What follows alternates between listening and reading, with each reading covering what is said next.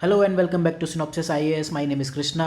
UPSC का GS 2 उसका जो मेंस का पेपर हुआ है 2021 का, उसके एनालिसिस, सॉल्यूशंस, मॉडल आंसर्स और उसके अप्रोच क्या होनी चाहिए, प्रीवियस ईयर का रोल क्या है, सोर्सेज ऑफ क्वेश्चंस क्या हैं और फ्यूचर कोर्स ऑफ एक्शन आपका क्या होना चाहिए जीएस 2 तैयार करने के लिए, इस लेक्चर में हम उसकी बात करेंगे। गाइडेंस सीरीज़ पेज पर जाकर आप ये सारे लिंक्स यहाँ से एक्सेस कर सकते हो। तो चलते हैं इस लिंक पर। सबसे पहले हम सब्जेक्ट वाइज वेटेज देखते हैं कि पेपर 2 में क्या वेटेज रहा। 4 मेन सब्जेक्ट्स होते हैं: पॉलिटी, गवर्नेंस, सोशल जस्टिस और आईआर। राइट। तो पॉलिटी गवर्नेंस से टोटल 11 क्वेश्चंस हैं, सोशल जस्टिस से 5, आईआर से एज यूजुअल जो पिछले कुछ सालों से ट्रेंड रहा है 4 क्वेश्चंस। अगर आप GS 1 के सोसाइटी के 6 क्वेश्चंस ऐड कर लो तो सोशल जस्टिस से अब तक 11 क्वेश्चंस पूछ चुका है। तो one of the highest weightage in GS socio वालों के लिए एक अच्छी चीज़ होती है। ज्योग्राफी से GS 1 में 8 क्वेश्चंस पूछे प्लस 4 क्वेश्चन GS 3 में भी पूछे हैं, एग्रीकल्चर में पेपर आ चुका है। ठीक है, तो इस तरह से आपको सब्जेक्ट वाइज वेटेज हमेशा ध्यान रखना है। आपको ये ध्यान रखना है कि GS 2 is not about only polity and governance, GS 3 is not about only economy. Economy से तो सिर्फ 4 क्वेश्चन ही पूछता है, इस बार भी वही किया। तो प्रीवियस ईयर पेपर्स का एक बार अगर रोल देखें तो हम 11 क्वेश्चंस डायरेक्टली सॉल्व कर सकते हैं। ये क्वेश्चन नंबर यहाँ लिखे हुए हैं, अभी हम इस पूरे एनालिसिस में देखेंगे विद सोर्सेज और प्रीवियसली क्या क्वेश्चंस पूछे हैं वो भी देखेंगे। 5 क्वेश्चंस में PYQ हेल्प कर जाएंगे। 4 क्वेश्चन न्यू है, हालांकि ये न्यू है, ये यूपीएससी ट्रेंड सेट कर रहा है ऑलरेडी, उसी ट्रेंड पर ये क्वेश्चंस हैं।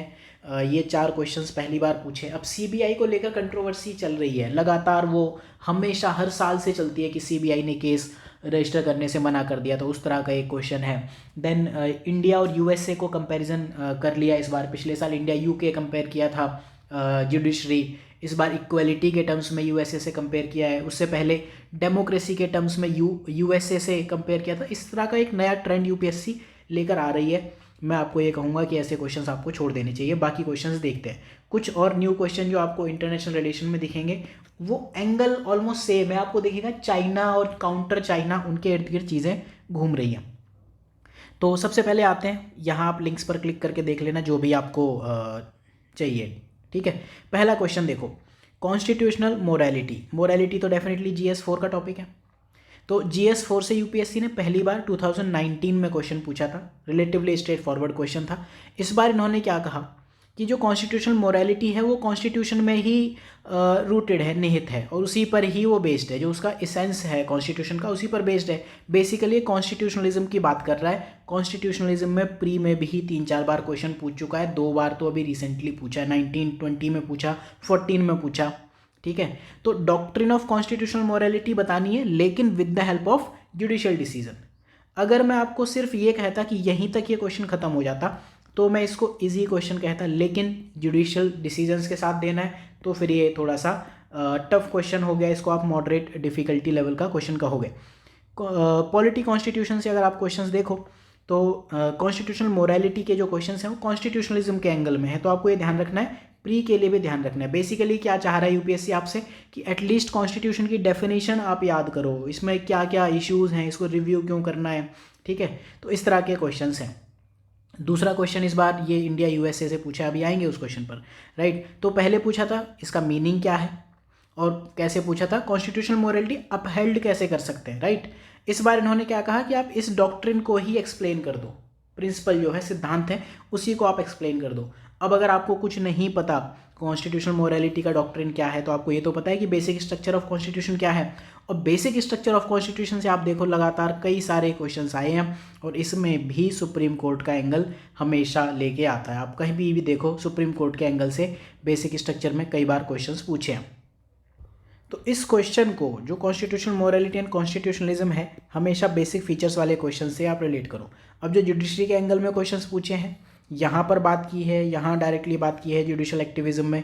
19 में भी क्वेश्चन पूछा था, 14 में भी पूछा था, और सेपरेशन ऑफ पावर के कॉन्टेक्स्ट में 2020 में ही पूछा है, जुडिशल लेजिस्लेशन के टर्म्स में। तो ये एक ऐसा क्वेश्चन है कि अगर आप प्रीवियस ईयर अच्छे से प्रैक्टिस करके जाते हो तो आप एक जुडिशल डिसीजंस की बात कर लोगे। और अगर आपको कॉन्स्टिट्यूशनल मोरालिटी वाला या कॉन्स्टिट्यूशनलिज्म का कॉन्सेप्ट पता है तो डेफिनेटली आप इसका ये वाला पार्ट हैंडल कर लोगे। तो एक मॉडरेट डिफिकल्टी का क्वेश्चन है, प्रीवियस ईयर सॉल्व करने हैं।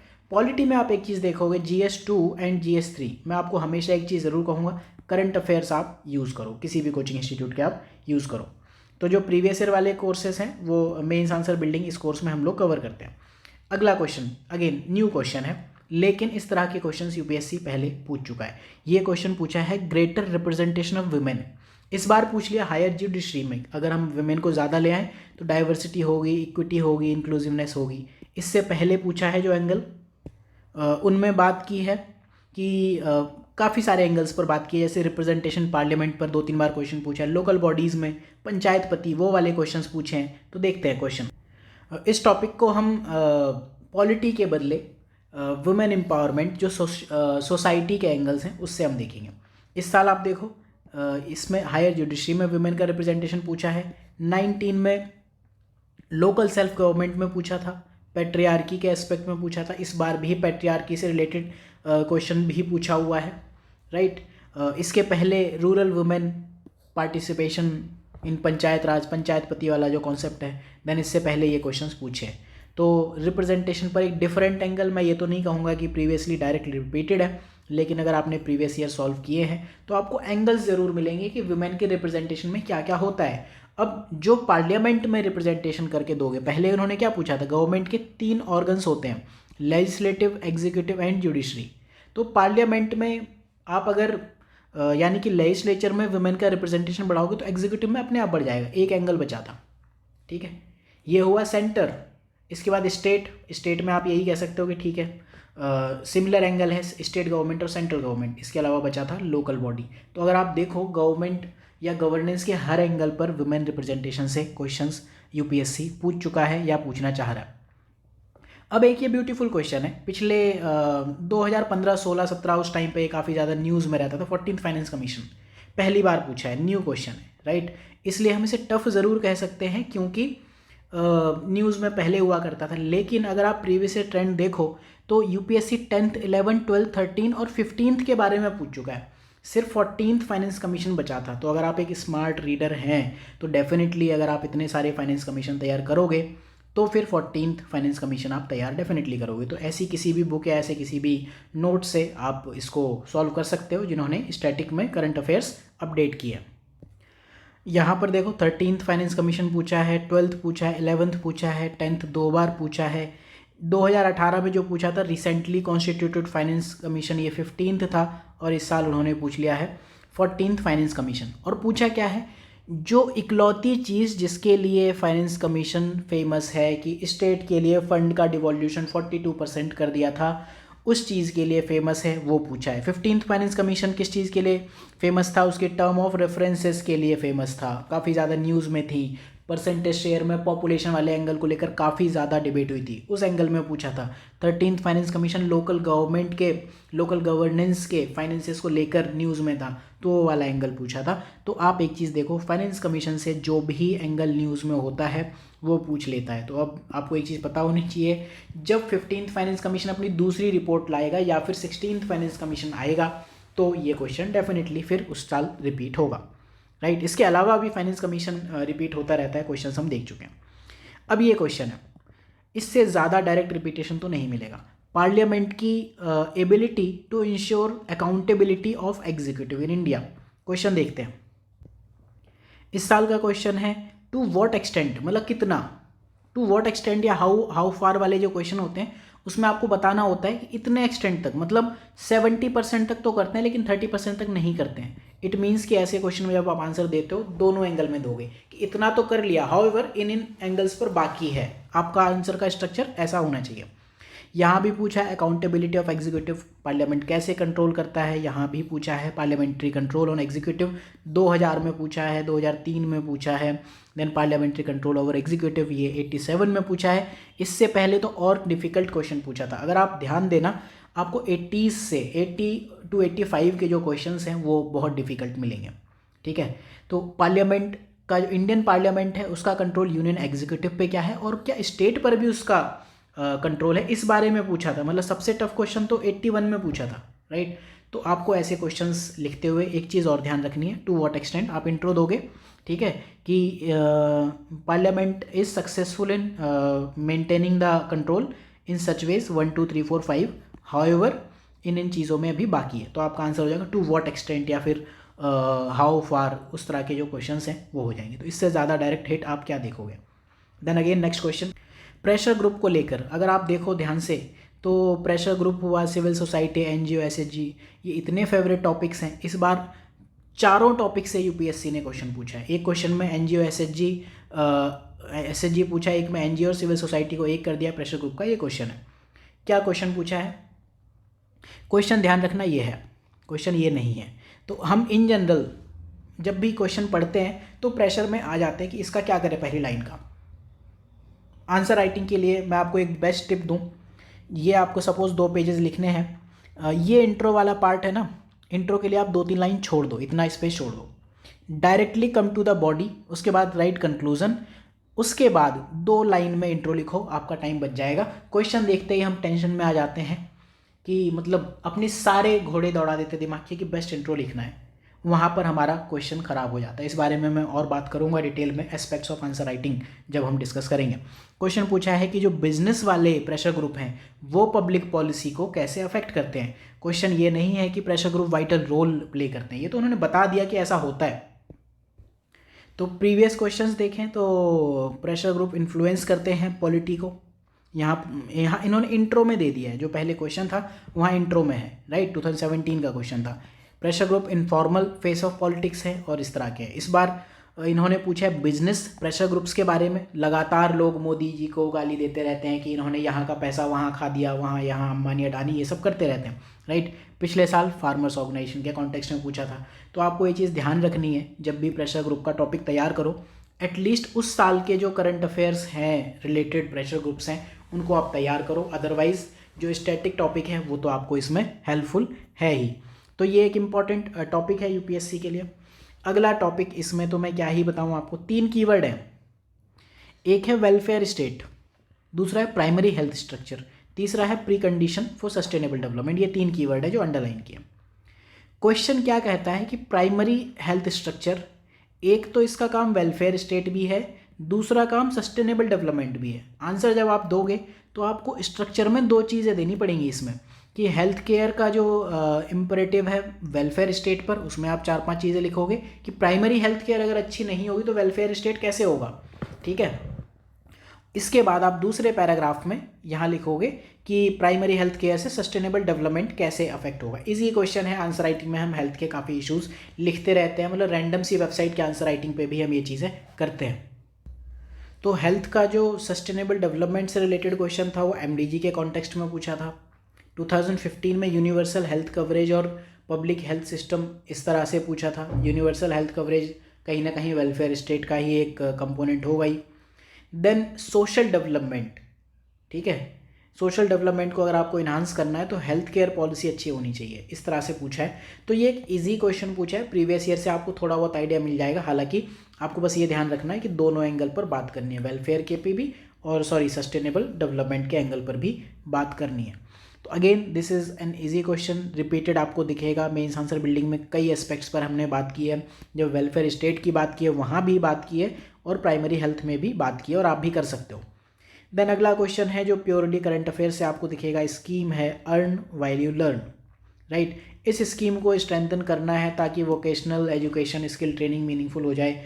नया क्वेश्चन है, हालांकि यूपीएससी ने पहले क्वेश्चंस पूछे हैं जिसमें human resource empowerment, skill development, vocational education in पर किया है, और किसी भी कोचिंग के करंट अफेयर्स से ये आपको डायरेक्ट हिट दिखेगा। इतनी बड़ी स्कीम थी कि आपको मिल ही जाएगा प्री के करंट अफेयर्स में, मेंस के करंट अफेयर्स में। प्रीवियस ईयर अगर आप करते हो तो आपका आंसर एनरिच कर देगा, अदरवाइज करंट अफेयर्स अगर आप करते हो तो आंसर बेटर हो जाएगा। क्वेश्चन अगर आप देखो तो यही है, ह्यूमन रिसोर्स में पहले एक डेमोग्राफिक डिविडेंड के कॉन्टेक्स्ट में एक क्वेश्चन पूछा था, बहुत ही बढ़िया पूछा था क्वेश्चन, कि आपका जो डेमोग्राफिक डिविडेंड है जो पल बढ़ रहा है वो, ठीक है, यूजलेस है, ठीक है, यूजलेस मैन पावर के कॉन्टेक्स्ट में क्वेश्चन पूछा था, राइट। स्किल्ड क्रिएटिव, इस तरह के क्वेश्चंस पूछे थे, राइट। तो एजुकेटेड बना दो, अवेयर बना दो। और एक बार और भी बहुत अच्छा क्वेश्चन GS3 में पूछा है, यूजलेस मैन पावर के बारे में पूछा है, ठीक है। तो उनको भी स्किल सिखा के आप कैसे इम्प्रूव कर सकते थे वोकेशनल एजुकेशन से, वो क्वेश्चन सेम है। ये GS3 में इंक्लूसिव ग्रोथ में पूछा था ये क्वेश्चन 2016 में। Challenges for inclusive growth includes careless and useless man power. मतलब केयरलेस और यूजलेस कौन है, जिसके पास स्किल नहीं है, और किसको कहोगे आप यूजलेस, जो इधर उधर गुटखा खा के थूकता रहता है उसको थोड़ी कहोगे, राइट। तो इनके लिए टैकल करने को क्या सॉल्यूशंस आप दे सकते थे, इस तरह के क्वेश्चंस पूछे हैं। तो नया क्वेश्चन है लेकिन प्रीवियस ईयर डेफिनेटली आपको हेल्प कर देंगे। और जो केयरलेस और यूजलेस मैन पावर है, इस क्वेश्चन को अगर आप ढंग से सोच के जाओ तो डेफिनेटली अच्छी खासी हेल्प मिलेगी। अगले क्वेश्चन पर जाते हैं। अगेन ये क्वेश्चन अगर आप देखो तो ये क्वेश्चन ना तो जेंडर इनइक्वालिटी से है, ना ही पॉवर्टी से है, ना ही मेल न्यूट्रिशन से है। ये क्वेश्चन है एसएचजी और माइक्रो फाइनेंसिंग के ऊपर, right. Micro financing of women, इस चीज़ से आप कैसे ये विशियस साइकिल तोड़ सकते हो, ठीक है। साइकिल क्या है, इनइक्वालिटी आती है, इनइक्वालिटी से पॉवर्टी, पॉवर्टी आएगी तो मेल न्यूट्रिशन आएगा तो फिर से जेंडर इनइक्वालिटी बढ़ती जाएगी। तो साइकिल अगर आपको ब्रेक करनी है तो आप क्या करोगे, एक कंपोनेंट ब्रेक कर दो, आपकी साइकिल ब्रेक हो गई, पैसा दे दो, ठीक है। डेफिनेटली ये इस बार का क्वेश्चन है, micro financing of women SHG, ठीक है। Gender inequality, poverty, mail nutrition, ठीक है। एसएचजी से पॉवर्टी पर यहाँ क्वेश्चन पूछा है, राइट। और इनकम सिक्योरिटी ऑफ पुअर, मतलब पॉवर्टी से जो क्वेश्चन पूछा है यहाँ पूछा है और यहाँ पूछा है, राइट। जेंडर इनइक्वालिटी यानी कि वुमेन से रिलेटेड क्वेश्चन यहाँ पूछा है, empowering women and empowering women. अब बचा मेल न्यूट्रिशन, ठीक है। तो इन जनरल आप जब भी लिखोगे मेल न्यूट्रिशन एसएचजी, ये तो कहीं भी लिख सकते हो ना कि पैसा होगा तो आप न्यूट्रिशन प्रॉब्लम्स हमेशा सॉल्व कर सकते हो। वुमेन एम्पावरमेंट और चाइल्ड इशू यहाँ पर आप हमेशा देख सकते हो। और अदरवाइज़ यहाँ तो है ही role of SHG in development activities. तो तीनों डायमेंशंस पहले अलग अलग पूछी हुई हैं यूपीएससी ने। एक और क्वेश्चन भी है जो एसएचजी से पूछा है, माइक्रो फाइनेंस आउटपुट जो एसएचजी हैं उनका क्या क्या करना चाहिए, इस तरह के क्वेश्चन पूछे हैं। अप्रोच आपको ऐसे क्वेश्चन में एक ही रखनी है कि प्रीवियस ईयर के साथ आप करंट अफेयर्स को ज़रूर रखो। तो करंट अफेयर्स पॉलिटी में या GS2 में, GS3 दोनों में ही काफ़ी इंपॉर्टेंट है। अब ये क्वेश्चन है, अगेन आपको ये ध्यान रखना है कि क्वेश्चन ये नहीं है, ठीक है। क्वेश्चन है ये कि examine India's influence in Africa in recent years, आज के टाइम में, ठीक है। कहानी क्या है कि पिछले कुछ दशक एशिया के थे, पता नहीं कहाँ थे एशिया के, चाइना छोड़ दो तो और जापान छोड़ दो तो किसी की तो है ही नहीं। तो अगले कुछ दशक अफ्रीका के रहने वाले हैं, ठीक है। तो इंडिया इसमें क्या कर रहा है, तो ये क्वेश्चन पूछा है, इंडियाज़ इन्फ्लुएंस इन अफ्रीका। 2017 में पूछा था, increasing interest of India in Africa, उसके अपने प्रोज एंड कॉन्स हैं। उससे पहले 2011 में पूछा था, पॉलिटिकल और economic relation only south Africa के कॉन्टेक्स्ट में पूछा था। और कुछ क्वेश्चंस अफ्रीका से जो पूछे हैं वो इस तरह के हैं, राइट। तो अगेन ये एक प्रीवियसली रिपीटेड क्वेश्चन है डेफिनेटली। अगर आपने ये डायमेंशन से इंट्रोड्यूस कर दिया, इंट्रोडक्शन के लिए आपको ये देना है in light of this statement, बाकी आपको इंडिया के इन्फ्लुएंस पर ही बात करनी है। 10 नंबर का क्वेश्चन है, राइट। देन जो अगला क्वेश्चन है, अगला क्वेश्चन ऐसा है जिस पर अगले कई सालों में डिबेट होने वाली, जब से कोविड आया लगातार यही डिबेट चल रही है कि जो यूनिपोलर वर्ल्ड बना था यूएसए का, ठीक है, जहाँ यूनिपोलर में एक सिंगल पोल था यूएसए, पहले बाईपोलर था जहाँ यूएसए था और यूएसएसआर था, ठीक है। अब वो बाईपोलर वर्ल्ड जो यूनिपोलर बना था अगेन वो बन गया, बट वहाँ यूएसएसआर को रिप्लेस कर दिया है चाइना ने। तो क्वेश्चन वही पूछा है, ये लगातार न्यूज़ में है कि यूएसए चाह के भी चाइना पर अटैक नहीं कर पाया। लगातार बहुत सारी चीज़ें हमने सुनी पढ़ी, राइट। वहीं से ये क्वेश्चन ड्रिवन है कि यूएसए चाइना से एक ऐसा थ्रेट है यूएसए को जो कि कहीं ज़्यादा चैलेंजिंग है साउथ सोवियत यूनियन से। सब कुछ तो चाइना ले गया यूएसए से, यूएसए ने पूरा इन्वेस्टमेंट ही चाइना में किया था, तो आपने मैन्युफैक्चरिंग हब दे दिया, सब कुछ दे दिया चाइना को, अब उन्हीं से आप डर रहे हो। पहले जो क्वेश्चंस पूछे हैं अगर आप यूएसए का एंगल देखो, ठीक है, जब भी हम ये ग्लोबल सुपर पावर पढ़ते हैं, बायलैटरल ग्रुपिंग और जो भी ग्लोबल सेंटर ऑफ पावर है USA, EU, China, Japan, Russia, उसमें यूएस इंडिया से रिलेटेड हम कुछ क्वेश्चंस पढ़ते हैं, वो ये हैं ये सारे, राइट।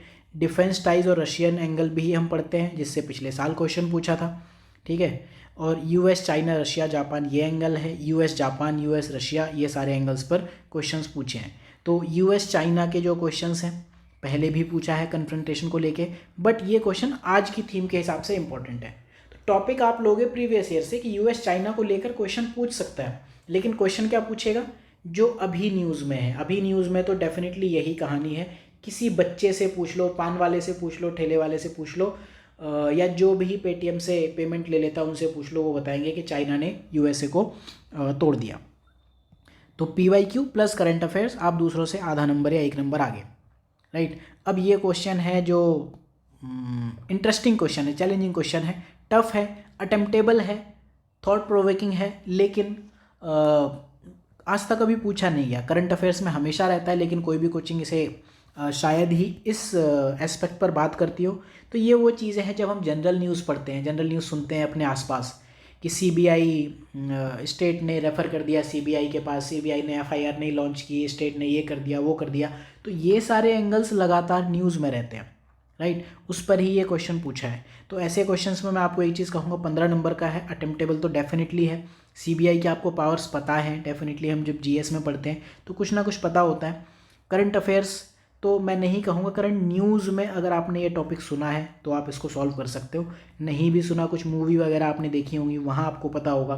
CBI कई मूवीज़ में आता है, अक्षय कुमार की हर 5वीं मूवी में CBI आ ही जाता है, आई थिंक हर दूसरी में ही आता है आजकल तो, राइट।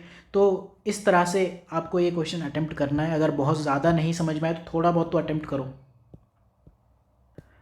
जो बाकी क्वेश्चंस हैं स्टैट्यूटरी, रेगुलेटरी और क्वाजी जुडिशियल बॉडीज़ से जो पहले पूछे हुए हैं वो मैंने यहाँ लिस्ट कर रखे हैं, आप देख सकते हो। क्वाजी जुडिशियल से क्या पूछा है, zonal council, human right commission से इस साल ही क्वेश्चन पूछा है, अभी देखेंगे। CVC और CBI ये पहला क्वेश्चन है, इसके पहले CVC से पूछा था। तो बाकी ये सारे क्वेश्चन आपको दिख जाएंगे। तो प्रीवियस ईयर इसमें बहुत ज़्यादा हेल्प नहीं करेगा, नया क्वेश्चन है, चैलेंजिंग है, और अगर आप एक अच्छे एस्पिरेंट हो, थॉट अगर आप थिंकिंग प्रोसेस आपका अच्छा है तो डेफिनेटली कर लोगे। अगला क्वेश्चन है NHRC को लेकर। अब हम NHRC की बात करें, राइट, तो हमेशा 2-3 एंगल्स पर बात करता है NHRC। एक तो उसमें रिफॉर्म्स की बात करता है, इस बार रेमेडियल मेजर्स पूछ लिए। दूसरा उनकी लिमिटेशन की बात करता है, ठीक है। इस बार उन्होंने कहा स्ट्रक्चरल और प्रैक्टिकल लिमिटेशन क्या है। स्ट्रक्चरल मतलब ऐसा उनका कॉन्स्टिट्यूशन में या फिर उनके जो बनाई गई हैं, उनके जो हेड्स हैं, बॉसेस हैं, कार्य प्रणाली है, उन सब में स्ट्रक्चर में क्या इश्यूज़ हैं और प्रैक्टिकली क्या क्या इश्यूज़ उनको फेस करने पड़ते हैं। मतलब ठीक है, ऑन पेपर तो फिर भी ठीक है, प्रैक्टिकली क्या क्या इश्यूज़ आते हैं। इश्यूज़ कहाँ आते हैं कि माइटी एंड पावरफुल, इन लोगों के अगेंस्ट ह्यूमन राइट कमीशन अगर आप देखो हमेशा बस क्रिटिसिज्म करने तक ही सीमित रहते हैं। NHRC या ह्यूमन राइट कमीशन से जो क्वेश्चन पूछे हैं अगर आप देखो, पहले जो क्वेश्चन पूछे हैं इन्होंने कहा कि जो विमेन कमीशन है उसको हम कॉन्स्टिट्यूशनल बना दें, तो क्या वो ऐसा कर पाएंगे, प्रॉब्लम सॉल्व कर पाएंगे। इससे पहले कि अगर हम सारे कमीशन को मर्ज कर दें तो क्या मतलब प्रॉब्लम सॉल्व हो जाएगी।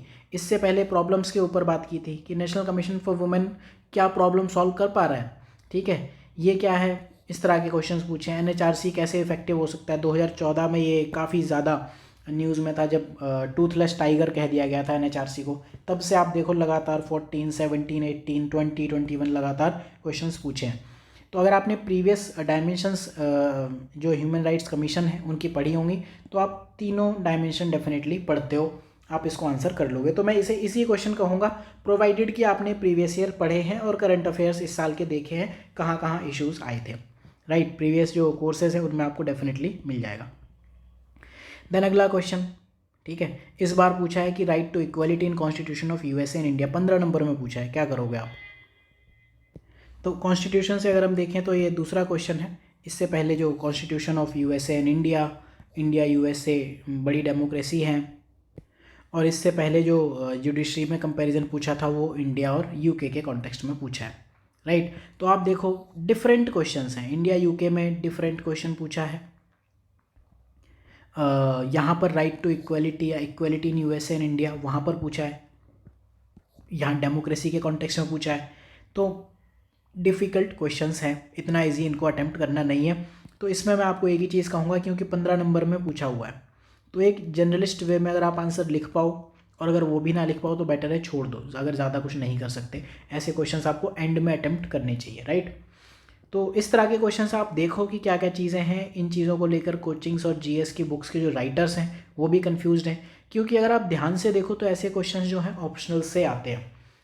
आपको हर एक ऑप्शनल से क्वेश्चन दिखेंगे, तो क्या उनको हमें तैयार करना चाहिए, किस डेप्थ में करना चाहिए, ये सब चीज़ें बहुत ही सब्जेक्टिव है। अगले क्वेश्चन पर चलते हैं। अगेन लेजिस्लेटिव काउंसिल, हमेशा इस पर यूपीएससी ने उनके इस्टेब्लिशमेंट को लेकर क्वेश्चन पूछा है, राइट। इसके साथ में उनकी वर्किंग क्या है, आज के टाइम में करंट स्टेटस क्या है, ये क्वेश्चंस पूछे हैं। ये वाला क्वेश्चन देखो, कॉन्स्टिट्यूशनल प्रोविज़न जिससे हम उसे इस्टेब्लिश करते हैं 2021 में पूछा है, वर्किंग और करंट स्टेटस, राइट। इससे पहले कैसे क्रिएट होती हैं, कैसे एबोलिश होती हैं, ये जस्टिफाइड भी कैसे हैं, इनका एग्जिस्टेंस क्या है वही पूछ लिया, कैसे एबोलिश होती है, राइट। इनका जो वर्किंग और करंट स्टेटस है वो आप जस्टिफिकेशन के बेस पे देख सकते हो, ये बिल पासिंग वगैरह, करंट वर्किंग, तो ये न्यूज़ में रहता है। बेसिक पॉलिटी की नॉलेज से आप इस क्वेश्चन को कर सकते हो। साथ में जो करंट में कई बार जो काउंसिल्स इस्टेब्लिश करने के लिए जो स्टेट्स हैं वो कहते रहते हैं, उसको लेकर ये चीज़ न्यूज़ में रहती है पिछले कुछ सालों से, लगभग हर साल न्यूज़ में। तो इंट्रो में आप दोगे करंट अफेयर्स, बाकी प्रीवियस ईयर अगर आप सॉल्व करके गए हो तो डेफिनेटली आप इसमें बहुत अच्छा आंसर लिख लोगे। देन जो कमिटीज़ हैं, ठीक है, इस बार पूछ लिया डीआरएससी, जो डिपार्टमेंट रिलेटेड स्टैंडिंग कमिटीज़ हैं उनसे क्वेश्चन पूछ लिया। इससे पहले लगातार यूपीएससी पिछले कुछ सालों से कमेटी से काफ़ी ज़्यादा क्वेश्चन पूछ रहा है, थोड़ा मॉडरेट डिफ़िकल्टी का क्वेश्चन कहोगे, ठीक है। डीआरएससी से हमने प्रीवियस ईयर के क्वेश्चंस में भी सॉल्व किया है। क्वेश्चन क्या है कि जो डीआरएससी हैं वो एडमिनिस्ट्रेशन को अपने घुटनों पर रखती हैं, टोज़ पर रखती हैं, सॉरी, पैरों की उंगलियों पर, ठीक है। और पार्लियामेंट्री कंट्रोल के लिए श्रद्धा, मतलब कि पार्लियामेंट्री कंट्रोल रहे उसके लिए भी एस्पायर करती हैं, ठीक। तो ठीक है, एक क्वेश्चन तो ये है, क्या वो ऐसा करते हैं। दूसरा क्वेश्चन ये है, evaluate the working of such committees with suitable examples. अगर हम पार्लियामेंट्री कमेटी से क्वेश्चन देखें तो पहले तो organisation function of committee system पूछा हुआ है, ठीक है। वैल्यूज़ ऑफ सम कमेटी पूछा है जो मिनिस्ट्री से अटैच्ड है, ठीक है। और कमेटीज़ पार्लियामेंट्री वर्क के लिए यूज़फुल है या नहीं। एक तो ये 3 जनरल क्वेश्चन पूछे हैं जो आपको इस साल के क्वेश्चन में डेफिनेटली हेल्प करेंगे। देन पब्लिक अकाउंट कमेटी से क्वेश्चंस पूछे हैं, ये 17 में भी पूछा था, वही क्वेश्चन, रोल ऑफ पीएसी, वही सारे क्वेश्चंस पूछ रहा है। एस्टीमेट कमेटी से काफ़ी सारे क्वेश्चन पूछे हैं, डीआरएससी से पूछा है। डीआरएससी से पहले तो 2011 में इजी क्वेश्चन पूछा था, सिर्फ डिफरेंस देना था, इस बार आपको इजी क्वेश्चन दिया है, राइट। तो ये क्वेश्चन अगर आपने ये प्रीवियस सारे क्वेश्चंस अटेम्प्ट किए हैं तो डेफिनेटली आप सॉल्व कर लोगे। बेसिकली इसमें आपको ये 3 क्वेश्चन काफ़ी ज़्यादा हेल्प कर जाएंगे। तो इसके लिए मैं ये ज़रूर कहूँगा, एक तो डीआरएससी से डायरेक्टली रिपीटेड है, और जो 4-5 क्वेश्चंस हैं उन क्वेश्चन की हेल्प से आप इसको डेफिनेटली दूसरों से 1 लाख गुना बेटर लिख सकते हो। देन अगेन ये क्वेश्चन है डिजिटल इलिटरेसी से लेकर, ठीक है। तो क्वेश्चन ये पूछा है कि एक तो डिजिटल इलिटरेसी है, लोगों को पता नहीं कंप्यूटर वगैरह, ठीक है, बेसिकली रूरल एरियाज़ में मेनली बात कर रहा है। दूसरी चीज़ आईसीटी है नहीं, एक्सेसिबिलिटी उतनी अच्छी है नहीं। तो क्या इसकी वजह से सोशियो इकोनॉमिक डेवलपमेंट हिंडर्ड है, बाधित है, इसको आपको एक्सप्लेन करना है विद जस्टिफिकेशन। तो इससे रिलेटेड जो पहले क्वेश्चन पूछा है ये इस साल का क्वेश्चन है, डिजिटल इलिटरेसी। इससे पहले जो डिजिटल एजुकेशन को लेकर 2020 में ही क्वेश्चन पूछा है। बाकी एजुकेशन से रिलेटेड अगर आप क्वेश्चंस देखो ये सारे पूछे हुए हैं, डिजिटल इनइक्वालिटी वगैरह पर कुछ एस्पेक्ट्स में क्वेश्चंस पूछे हैं, बट एज सच नहीं। तो इस क्वेश्चन को मैं ये कहूँगा न्यू है, ठीक है। बट अगर आप डिजिटल लिटरेसी के एंगल पर जाओ और रूरल एरियाज़ में जो सोशियो इकोनॉमिक डेवलपमेंट है, आप ये कह सकते हो कि ये क्वेश्चन स्लाइट मॉडिफिकेशंस के साथ है। तो अगेन कहानी वही है, प्रीवियस ईयर सॉल्व करो, करंट अफेयर सॉल्व करो, पढ़ो, आप कर लोगे। हालांकि ये ऐसा टॉपिक नहीं है, मैं आपको ये नहीं कहूँगा सिर्फ और सिर्फ प्रीवियस ईयर और करंट अफेयर से ही कर सकते हो, लेकिन प्रीवियस ईयर से आपको ये पता है ना कि आपको ये टॉपिक भी तैयार करना है। करंट अफेयर्स में आप छोड़ दोगे, हाँ ठीक है, होता है, ठीक है। तो डिजिटल लिटरेसी पहले पूछा था, इस बार डिजिटल इलिटरेसी पूछा है। देन जो ये क्वेश्चन है पैट्रियार्की से रिलेटेड, अभी हमने सोशल एस्पेक्ट्स में देखा था, राइट। तो ये जो क्वेश्चन है, ठीक है, हम यहाँ से पढ़ते हैं, apart from women education and women empowerment schemes, ठीक है, what interventions can help change this मिलियो, मतलब किस चीज़ को, कौन सा परिवेश है, वो ये वाला है। और बेसिकली अगर आप देखो तो पैट्रियार्की, पितृ सत्तात्मक परिवेश है, ठीक है। तो पोस्ट इंडिपेंडेंस में महिलाओं ने काफ़ी फील्ड में एक्सीलेंट वर्क किया है, फिर भी सोशल एटीट्यूड है उनके लिए और फेमिनिस्ट मूवमेंट के लिए पैट्रियार्कल है। तो वुमेन में जो पैट्रियार्की से रिलेटेड क्वेश्चंस हैं, इससे पहले पूछा था patriarchy middle class working women को कैसे अफेक्ट करती है। इससे पहले फेमिनाइजेशन ऑफ एग्रीकल्चर के एस्पेक्ट में पूछ लिया था। और एक पैट्रियार्की को लेकर थोड़ा सा क्वेश्चन ये था कि मेल मेंबरशिप आप बढ़ा दो तो वुमेन ऑर्गेनाइजेशन आपकी जेंडर बाइस से फ्री हो जाएंगी। तो बेसिकली पैट्रियार्की पर पहले इस तरह के क्वेश्चंस पूछे हैं। वुमेन मूवमेंट, फेमिनिस्ट मूवमेंट को लेकर भी क्वेश्चंस पूछे हैं यूपीएससी ने, आपको यहाँ दिख जाएंगे। Women movement, women question, modern India, इस तरह के क्वेश्चंस आपको दिखेंगे। तो आपको ये थोड़ा सा अप्लाइड क्वेश्चन लिखना है, कहीं इसका डायरेक्ट आंसर नहीं मिलेगा, लेकिन प्रीवियस ईयर इसमें आपको हेल्प ज़रूर करेंगे। और पैट्रियार्की आपको सोशल ऑप्शनल में तो हम खैर डिटेल में पढ़ते हैं, राइट। तो प्रीवियस ईयर अगर आप सॉल्व करके जाते हो तो डेफिनेटली इस तरह के क्वेश्चंस आप कर लोगे। ध्यान आपको ये रखना है कि क्वेश्चन ये है ना कि ये, ठीक है। अब दिस मिलियो के लिए आपको ये लाइन डेफिनेटली समझनी पड़ेगी। तो लाइन 1 को आप यहाँ से लेकर यहाँ तक इंट्रो में यूज़ कर सकते हो, इससे ज़्यादा नहीं, राइट। तो इसको आप डेफिनेटली कह सकते हो कि प्रीवियस ईयर से आप कर सकते हो, बेटर कर सकते हो अगर आपने प्रीवियस ईयर प्रैक्टिस बेटर की है। देन अगला क्वेश्चन प्रीवियस ईयर से तो नहीं है। GS4 में एक टॉपिक है quality of public service delivery, right. उस टॉपिक को इन्होंने क्लब किया है GS2 के टॉपिक से। NGO, SHG, सिविल सोसाइटी, जो मैंने कहा था ये 4 टॉपिक हैं, तो NGO और सिविल सोसाइटी इन्होंने यहीं डाल दिया, ठीक है। अब पिछले कुछ सालों से जब से वो बेसिकली वो अन्ना हज़ारे वाला मूवमेंट चला है, तब से ये बात चल रही है कि गवर्नमेंट से पब्लिक सर्विस डिलीवरी तो नहीं हो पाएगी, ठीक है। तो क्यों ना NGO और लोकल सिविल सोसाइटी, हम आप मिलकर, जो सभ्य लोग हैं वो लोग मिलकर एक अल्टरनेट मॉडल दे दें पब्लिक सर्विस डिलीवरी का। तो इसके चैलेंजेस क्या हैं? फॉर एग्जांपल मैं बताऊं, कल के दिन कुछ 5 इंटेलेक्चुअल लोग किसी NGO के साथ मिलकर इलेक्ट्रिसिटी सप्लाई करने निकल जाते हैं, पानी की सप्लाई करने निकल जाते हैं, अल्टरनेटिव मॉडल उन्हें दे दिया, ठीक है।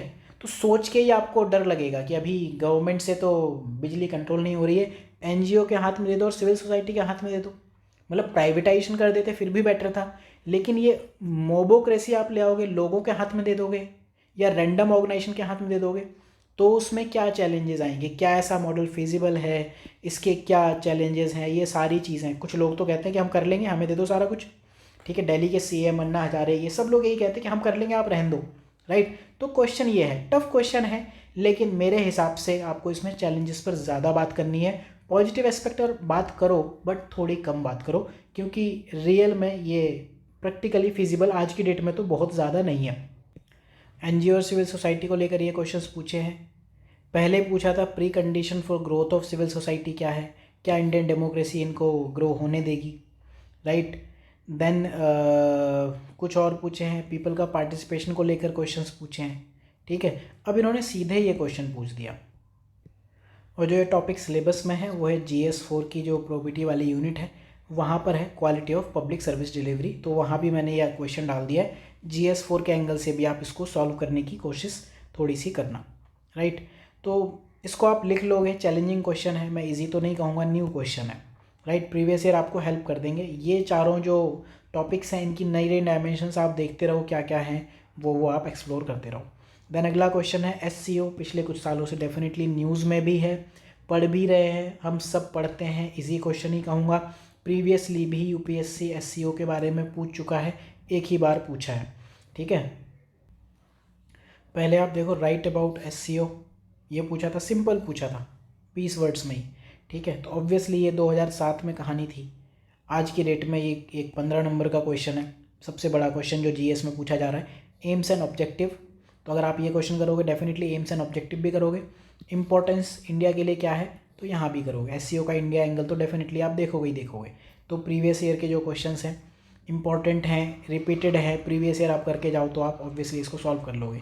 देन जो ये क्वेश्चन है, सबसे बड़ा चैलेंज तो इस क्वेश्चन में उनके लिए आएगा जिनको AU KUS नहीं पता, ठीक है। अगर नहीं पता तो यहाँ आपको एक हिंट ज़रूर दी है, ट्राई नेशन पार्टनरशिप है, ठीक है। नाम से चाइना को काउंटर करने वाले, अगर आपको क्वाड याद हो तो वहाँ ऑस्ट्रेलिया था, नाम AU जैसा लग रहा है, ठीक है। तो ऑस्ट्रेलिया हो गया, UK हो गया, US। तो पहली चीज़ तो आपको ये पता होना चाहिए, नहीं पता तो इसमें तो हम कुछ नहीं कर पाएंगे, राइट। अब आपको ये पता है Australia plus UK plus US, इनसे मिलकर बना है AU KUS, right. Question again वही डायमेंशन, चाइना का जो एम्बिशन है उसको काउंटर करना, राइट। तो ये एक जो नई पार्टनरशिप है इसका एम ही यही है, ठीक है। तो क्वेश्चन क्या है, is it going to supersede the existing partnership in the region. आपको पता होना चाहिए एग्जिस्टिंग पार्टनरशिप क्या है, जैसे उसमें क्वाड है और बाकी जो भी पार्टनरशिप दिख रही हैं वो आपको देखनी पड़ेंगी, और इसकी स्ट्रेंथ और इम्पैक्ट क्या है। तो बेसिकली AUKUS के प्रोस्पेक्ट्स के बारे में पूछ रहा है। न्यू क्वेश्चन है, कंटेम्प्रेरी थीम है कि चाइना को आप कैसे काउंटर करोगे, पूरी दुनिया लगी है लेकिन कोई नहीं कर पा रहा है, राइट। तो UPSC ने पहले काफ़ी सारे एंगल्स पर पूछा है, पिछले साल ही क्वाड के एंगल पे पूछा था। चाइना से रिलेटेड अगर हम क्वेश्चन देखें तो कुछ क्वेश्चन तो इंडिया चाइना को लेकर पूछे हैं, कुछ इकोनॉमिक रिलेशंस पर हैं, फिर कुछ ग्लोबल एंगल पर हैं, राइट। तो इंडिया के effort, joint strategy with China, ठीक है, एक तो ग्लोबल एंगल हो गया। दूसरे जो इंपॉर्टेंट क्वेश्चंस हैं वो या तो स्ट्रिंग ऑफ पर्ल्स है, इंडिया का स्टेक क्या है साउथ चाइना सी में, देन अगेन साउथ चाइना सी, देन CP को लेकर GS3 में क्वेश्चन पूछा था, देन क्वाड से पिछले साल क्वेश्चन पूछा, देन इस बार पूछा। एम वही है कि आपको चाइना को काउंटर करना है। स्ट्रिंग ऑफ पर्ल को लेकर भी है, ठीक है, कि इसके इश्यूज़ क्या आएंगे इंडिया पर, ठीक है, स्टेप्स इंडिया ने क्या लिए काउंटर करने के लिए, इस तरह के क्वेश्चंस हैं। तो ये क्वेश्चन चाइना को काउंटर करने वाला आपको करना चाहिए, बट चैलेंज इसमें यही है कि क्या आपको इसकी फुल फॉर्म पता है। तो ओवरऑल अगर मैं पेपर पर आऊँ तो ये पिछले कुछ सालों में ज़्यादा अटेम्प्टेबल है, डेफिनेटली आप पिछले कुछ सालों से तो बेटर इस पेपर को कहोगे, ठीक है। Subject wise weightage almost similar है, बट प्रीवियस ईयर का रोल, ठीक है, जहाँ पॉलिटी में लोगों के लिए 18-20 question out of 20 bouncer type जाते हैं, वहाँ से अगर आपको 10-11 क्वेश्चन भी दूसरों से बेटर आप कर ले जा रहे हो, ठीक है, 5 क्वेश्चन में आप प्रीवियस ईयर की हेल्प से कर ले जा रहे हो, तो 250 मार्क्स का पेपर है, ठीक है। एवरेज स्कोर 100, 120 ऐसे ये रहता है, ठीक है। सपोज़ आपको 120 स्कोर करना है तो इन 11 क्वेश्चंस में तो आप थोड़ा बेटर स्कोर करो। इसमें आप देखो जो 10 नंबर वाले हैं, 1 2 3 4 5 6, 60 प्लस 1 2 3 4 5, 15 इंटू 5, 75। इनमें आप लोगों से 2-2 नंबर ज़्यादा ला सकते हो, और डेफिनेटली इनमें भी आप 2-2 नंबर ज़्यादा ला सकते हो, राइट। इतना अगर आप एज ले जाते हो, बच्चे 4 क्वेश्चन, अगर आपने 16 क्वेश्चन बेटर लिख दिए तो 4 क्वेश्चन डेफिनेटली बेटर लिख लोगे। तो मैं यही कहूँगा कि चाहे आप सिनॉप्सिस के स्टूडेंट हो चाहे नहीं हो, इस चीज़ को तो मत ही इग्नोर करना जो क्वेश्चन रिपीट हो रहे हैं। मैं डेफिनेटली कहूँगा जो क्वेश्चन डायरेक्टली रिपीटेड हैं पहले उनको दूसरों से बेटर करो, 2 से 3 नंबर एक्स्ट्रा लाने की कोशिश करो। जो क्वेश्चन इनडायरेक्टली रिपीटेड हैं उनमें 1 या 1.5 मार्क्स एक्स्ट्रा लाने की कोशिश करो। अगर आप कर गए इतना 16 क्वेश्चन में, ठीक है, अराउंड 75% पेपर में, ठीक है, तो आप डेफिनेटली, ठीक, अगर मैं एवरेज 1.5 मार्क्स भी कहूँ तो 30 से 32 नंबर का आप डिफरेंस क्रिएट कर सकते हो सिर्फ प्रीवियस ईयर की हेल्प से। और अगर आपने इतने क्वेश्चन कर लिए तब भी आपसे ये क्वेश्चन नहीं हो रहा है तो फिर ये ध्यान रखना कि किसी से भी एग्ज़ाम हॉल में नहीं होंगे, क्योंकि ये आप तभी कर सकते हो अगर आप एक सीरियस एस्पिरेंट हो। तो डेफिनेटली पॉलिटी में आप 120 के ऊपर जा सकते हो, ठीक है। जो मैंने कहा 75-80 आपका एवरेज स्कोर रहता है जो लोग फेल हो जाते हैं उनका। इसमें आपने 32 यहाँ से ले आए और 2-3 नंबर 2 to 3 मार्क्स दूसरों से एक्स्ट्रा आप यहाँ ले आए, ठीक है। तो 32 to 35 आप एक्स्ट्रा ला सकते हो। आप जोड़ लो 75 to 80 और इसमें आप 30 to 35 एक्स्ट्रा करके देख लो, ठीक है। तो मिनिमम जो आप जाते हो 105 और मैक्सिमम आप अराउंड 115-120 तक जा सकते हो आराम से। So thank you for watching this lecture. YouTube पर आपको ये वीडियो मिल जाएगा, इस लिंक पर आपको क्लिक करना है। इसके बाद GS3 का एनालिसिस आपको बहुत ही जल्दी मिलने वाला है। So thank you for watching, have a good day. ये वाली फाइल जो फ्री रिसोर्सेज वाली है ये आप डाउनलोड कर सकते हो GS में, यहाँ से GS 1 to 4 previous year questions, ये आपको मिलेगी सिनॉप्सिस में फ्री रिसोर्सेज सेक्शन में।